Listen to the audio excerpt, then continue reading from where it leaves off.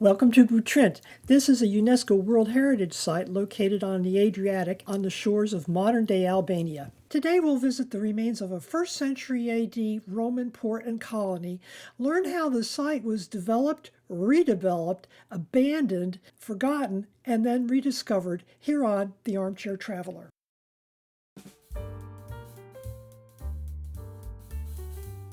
My name is Judy, and I love travel, history, and finding out what makes people tick.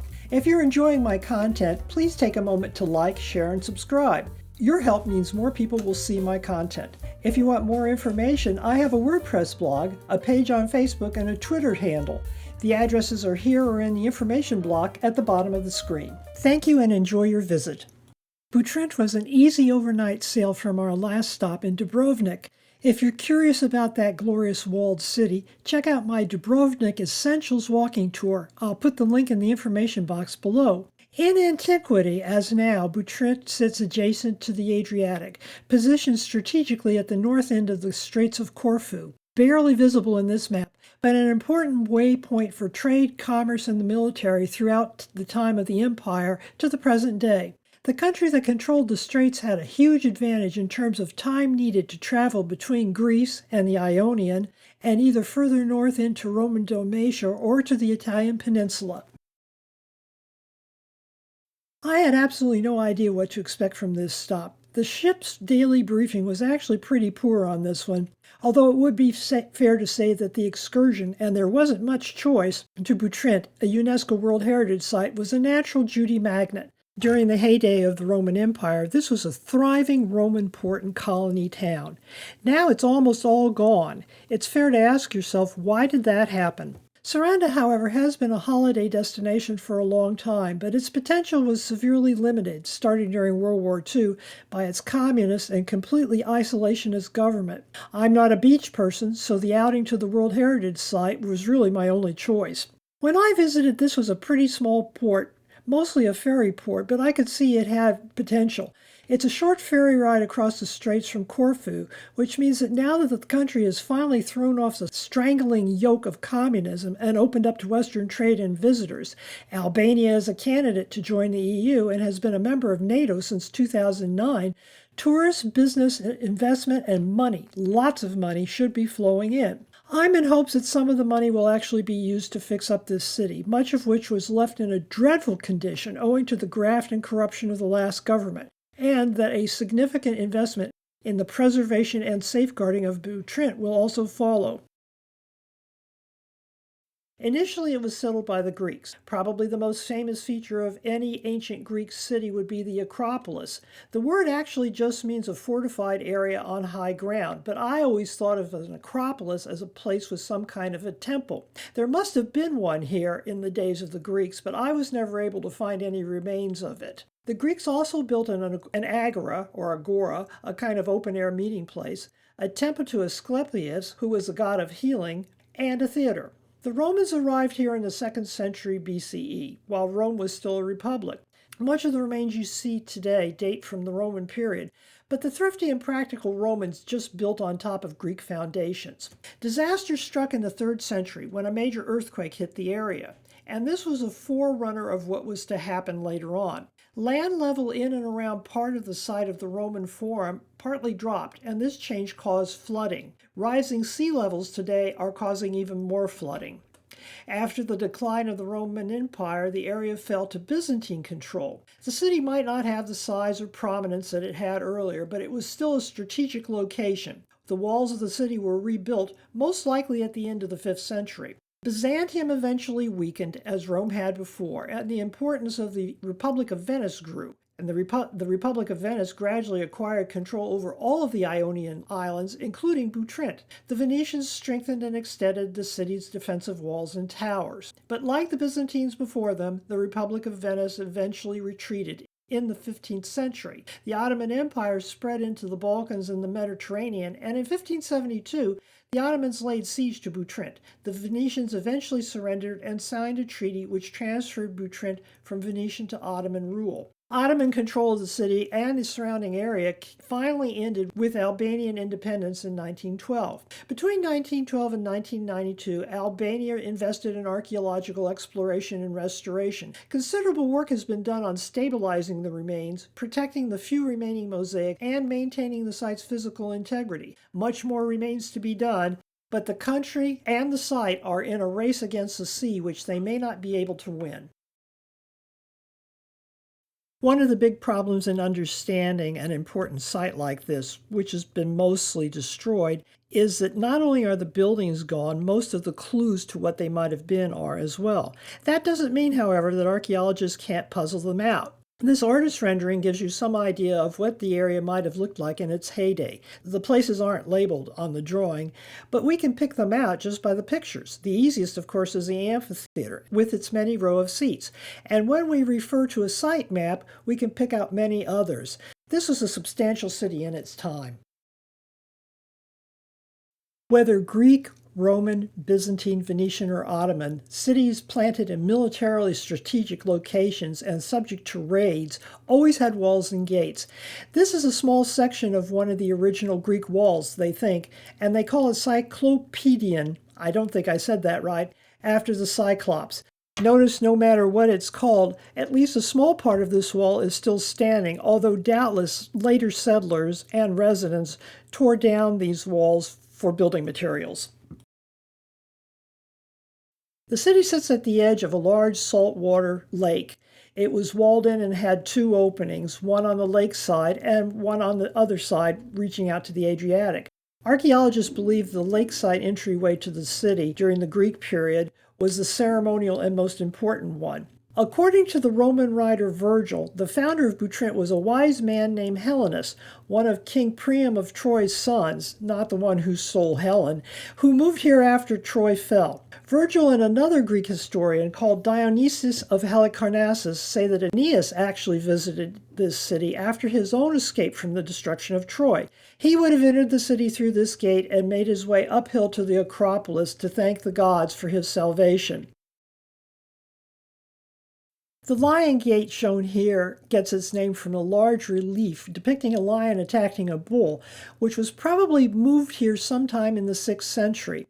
I have read that some scholars believe that this might have actually been moved here from the former Acropolis. Putting in that huge stone lintel sharply cut the size of the gateway, which is much shorter than the lake gate, which we already saw. The Greek Agora, which eventually became the Roman Forum, was a center of Greek city life. It served as a marketplace, a city center, and a gathering space. In Butrint, the Agora was edged with two buildings, which the Greeks called stoa. These were basically covered colonnades or porches where people could gather, shop, meet, chit-chat, and conduct their business out of the weather. Archaeologists believe that the Agora dated from the 4th century BC. We know that Butrint lies in what's called a geologically active region, but the fault lines aren't well documented to this day. That's not really surprising. We don't even know where all the fault lines are in California. We do know that the Agora suffered when the major earthquake struck the area sometime in late antiquity, although we don't know the exact date of it. That earthquake led to flooding of most of the city, and eventually people gave up and abandoned it, but not for quite a long while. One interesting thing about Roman builders was they had no problem taking over an area, a building, or an idea, putting a Latin name on it, and going from there. The Roman Forum was actually planted on top of the former Greek Agora, which was already located in a nice, fairly flat area. As with the Agora, the Forum was where Roman citizens were able to meet and greet, shop and chat, and transact public business. There were public baths reasonably close by, which I think was a Roman innovation. In the photograph on the left, you can see part of the recently discovered mosaic tile flooring in the Forum. It was a remarkable discovery since that, along with the pre-cut stone, were prime building material that was often scavenged. On the right, you can see some of the walls of what would have been smaller shops, possibly including food shops and the local equivalent of bars that would have always surrounded any forum. The entryway wasn't even marked when I visited, but this might have been part of the entryway to a temple or an ordinary shop. The theater of Butrint dates back to the 4th and 3rd centuries BC. Every decent Greek or Roman city would have had one of these. It was an indispensable part of urban architecture. Although many of them are no longer recognizable, 2 millennia of rain, pollution, mining for stone, earthquakes, and general destruction will do that. This one survived in remarkable condition. The photograph shows the orchestra as well as part of the stage, each of which is covered with large pieces of plywood. They did that because the area underneath the plywood had about a foot of groundwater. The bridge in the photo on the right isn't over a moat. The entire site has subsided some, and the water under that bridge has turtles, so I suspect the water is a permanent feature. Hardly any domestic buildings during either the days of the Roman Republic or the Roman Empire had any kind of indoor plumbing, so public baths were an important sanitary and social feature of all Roman and Romanized settlements. The Romans apparently got the idea, as they had so many others from the Greeks, but here they raised it to a new level. The Romans did not believe in understatement in their building projects. These were far more than just places to get clean, although that was their initial and primary purpose. They were meeting places, generally with separate accommodations for men and women. Business might also have been transacted here in different places, which might have included hot rooms. The heat was supplied by piping that ran under the floors, warm rooms, cold rooms with plunge pools, dressing rooms, and more. Some even had libraries. What I think of as public art, mosaics, wall paintings, and probably more, were required features for a civilized experience. Hardly any building during either the days of the Roman Republic or the Empire had any kind of indoor plumbing, so public baths were an important sanitary and social feature of all Roman and Romanized settlements. Romans apparently got this idea, as they had so many others from the Greeks, but the Romans raised it to a new level. These were far more than just places to get clean, although that was their initial and primary function. They were meeting places, generally with separate accommodations for men and women and various kinds of facilities. Business might have been transacted here in the various rooms. There were hot rooms. The heating was supplied by piping that ran under the floors, warm rooms, cold rooms, plunge pools, dressing rooms, and more. What I think of as public art, mosaics, wall paintings, and probably more, were absolutely required features for these facilities. Here you can see parts of the raised floor. The openings you see were probably hypocausts through which hot air was forced to warm the bathing area for the user's comfort and pleasure. The gyms, like all public buildings, including the baths, were often highly decorated. You can see the remains of a mosaic that would have been either above a door or a niche here on the left. On the right, you can see part of the remains of the wall of a Roman gymnasium. Sometimes the gyms included their own baths, which I believe is what the area now filled with still water must have represented. During my visit, however, it was not identified. This is called the Nymphanium. It's a fountain from the late Roman period. The fountain was fed by a Roman aqueduct that passed near here along the line of the ancient city wall. Fountains were an important feature in Roman settlements. There was no indoor plumbing, so this is how people got fresh water. Opinions vary about the origin and nature of the well of Junia Rufina. The story I was told during my visit was that she was a wealthy Roman citizen, and that part appears to have been correct, whose home was very near here. I rather have doubts about that second part, although I suppose anything is possible. But would a wealthy Roman really pitch up a house next to the city gate? I dug into this because I have an insatiable curiosity bump that demands scratching. Another story is that this was the focus of an early cult, this time to nymphs, although which ones exactly have never been specified that I can find out. In the Roman period, it was rebuilt and dedicated to the nymphs by Junia Rufina. A dedication is actually recorded in some carvings on the top of the well. The baptistry was apparently built in around the 6th century, inside a large rectangular space that might have previously been either part of a public bathhouse or maybe a household bathing complex. After the Roman Empire was split between East and West, the Byzantines turned Butrint into an important Christian center. The building features an amazing mosaic floor showing us animals and geometric patterns, which is now sadly covered with a protective layer of sand and only uncovered for a few days each year. Although the baptistry postdates the Roman period, it's interesting to look at it because the mosaics here are very beautifully composed. The main scheme is based on 7 concentric bands, 2 of which consist of simple interlocking medallions, and the others contain all kinds of animals, various four-legged creatures, fish, and birds, all symbols associated with baptism. The baptistry must have been destroyed sometime after the 6th century. Most likely it was created by mosaicists from Nicopolis. The floor today, carefully protected, is considered the most complex of any late baptismal structure still existing in the Mediterranean. This building is labeled the Basilica, and that might have been its original Roman name. These were sturdy, 2-story buildings, generally rectangular in shape, with a central hallway and often 2 aisles on either side. Most of the time, I think they were the sturdiest buildings in any town or settlement, so it's no surprise to me that they not only survived, but have been converted to modern uses. In France, for example, you'll often see them having been converted into the city hall. They also have been converted into many churches. In ancient Roman architecture, a basilica was a large roofed hall that could be used for transacting business or dealing with the courts or other official functions. It normally had a semicircular end at one part where judges sat. It was not used for religious purposes. That came later on. In late antiquity, church buildings were not only constructed using the same architectural plan, they were sometimes converted from the original buildings. The name basilica is still used in an architectural sense to describe a rectangular building with a central nave and aisles like this. These are the remains of the Triconch Palace, close to the waterfront, and they show us Butrint's main problem: too much water in the wrong place. The first phase of this complex dates back to the late 4th century when the Romans were still here. This was a city home, or town home they call it, for someone who must have been very wealthy and powerful. Over time, it was modified and grew into a palace. The name Triconch, incidentally, means 3 apses. There was a central hall with 3 apses, each a room for separate purposes. In 360 AD, a major earthquake toppled much of Butrint and caused the level of the sea area to drop to close to 3 feet.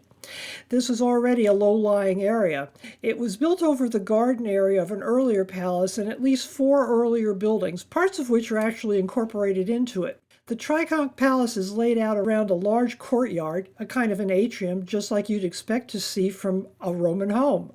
To the east of the courtyard, there's a trefoiled dining room, or the triclinium, with foundations for a couch still visible in the central apse. To the south was a reception room, which looked out onto the canal, possibly with a private marina, although it hasn't been fully excavated. By the early 6th century, direct access from the Triconch Palace to the canal had been blocked off by the city's new city wall, and the rooms were being used for small-scale industrial activity. Rising groundwater levels were a problem even then, so by the mid-7th century, the building was apparently abandoned. There's a great deal more to see here, including more fortifications, walls, and more city remains, and I suspect a great deal more to be uncovered and documented, but most of it appears to postdate the Roman and Byzantine era, so we'll have to leave that for another date. One through line in my narrative and photos that you have seen is the problem with too much water in the wrong places.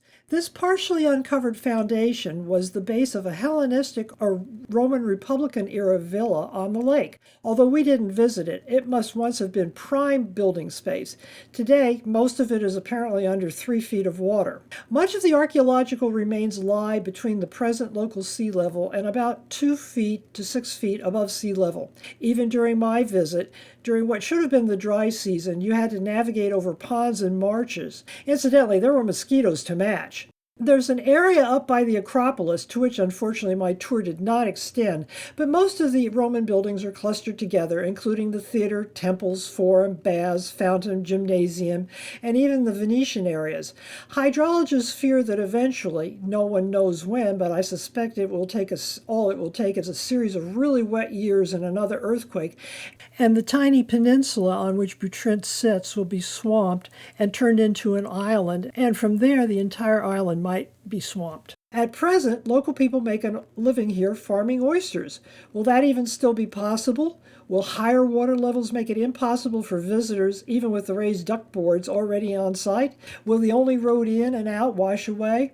Only time will tell. There are things that can be done to preserve what remains, and bigger things that could be done to slow down the real problem, which is rising sea level, but these things are expensive and the future is, well, it's in the future. It remains to be seen what the Albanians will do, and more importantly, what they'll be capable of doing. The Albanian government and private contributors are making great efforts to salvage, restore, and study Butrint, not just for its archaeological and cultural significance, but also for its economic value. This site draws quite a few visitors from the cruise ships and should draw even more. Properly restored and better labeled, this place could become a real tourist powerhouse. Thank you for walking with me in Butrint today. Come back next time for another walking tour with me here on The Armchair Traveler.